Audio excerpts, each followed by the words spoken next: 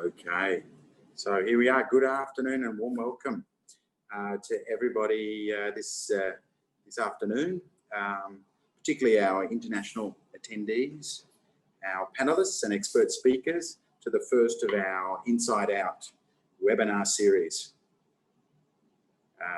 This is a new initiative of interactive webinars brought to you by Global Business Services, GBS, and its partner, the well-known English language news provider, Vietnam Insider. So particularly in these COVID challenge time, our goal is to bring actionable insights to our network of investors, business owners and expatriates who are considering or already invested in Vietnam. So Richard or Dmytro or Kathleen, any thoughts about how long Vietnam can keep its restrictions there, you know, given the impact on FDI? I don't understand the question of impact on FDI. FDI dispersed is down 3% from last year. That's phenomenal. So I get the sentiment if you work in tourism or hospitality, but I think to protect a wider economy, the longer they keep the borders closed, the better. And I don't think FDI is going to be that strongly impacted looking at year-to-date numbers. Yeah, I think I saw some numbers that showed it's down a bit, but it's still such an important way of balancing the books in Vietnam might be the point of the question. It's down 3%, Ron. 3.1%. Yeah, it was just in the presentation I gave you. So that's the latest numbers year to date.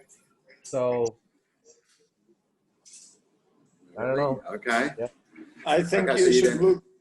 I think we should look also on the industrial land prices, which I think through the 3 to 4 months of lockdown, industrial land prices grew 25 to 30% versus beginning of the year.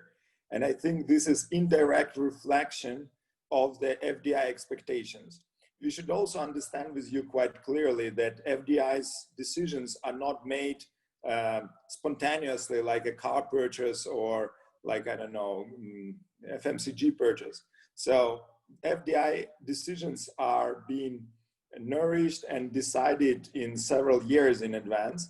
But if you look at recent approvals, for example, I read that Japanese state approved some package to reduce dependence from Chinese in supply chain financing. And the package is around $800 billion.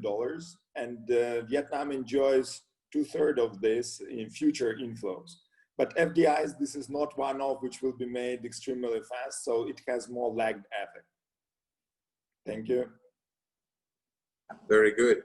Well, interesting to hear that there's still those hotspots, but obviously for the, you know, for some of the FDI, it's driven by the SME market. For the big infrastructure investment, that obviously does have that long lead time. But for the typical manufacturer that's migrating some of his capacity or all of his capacity from another Southeast Asian country like Korea or elsewhere, it may actually, the lack of being able to travel and talk to partners or acquire that facility logically slow down a little bit. So 2% sounds like a very good number, but